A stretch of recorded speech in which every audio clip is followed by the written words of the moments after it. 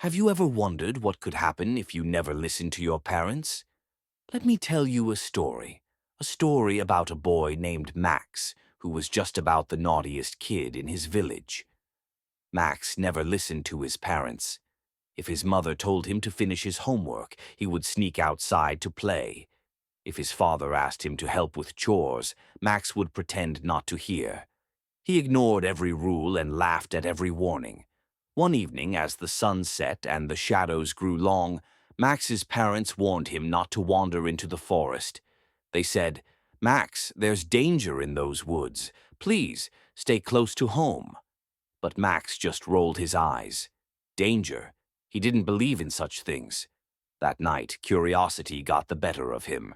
While his parents weren't looking, Max tiptoed out the door and ran straight into the dark, whispering forest. The trees seemed to close in behind him. The deeper he went, the stranger things became. He heard whispers, saw shadows darting between the trees, and felt the cold wind swirl around him. Suddenly, out of the darkness appeared a tall, cloaked figure. Her eyes glowed green, and her crooked smile sent chills down Max's spine. She was the wicked witch everyone in the village had whispered about, but Max had never believed she was real. Until now. "Hello, Max," she hissed. "You don't listen to your parents, do you? That makes you my perfect guest." Before Max could run, she waved her wand, and vines shot up from the ground, wrapping around his legs and pulling him deep into her lair. Inside the witch's hut, Max realized how much he missed his parents. He remembered all the times they'd tried to protect him, and how he had ignored them. Now, trapped and scared, Max wished he could go back home more than anything. But Max wasn't just naughty, he was clever too. He waited until the witch was asleep, then used a trick his father had taught him.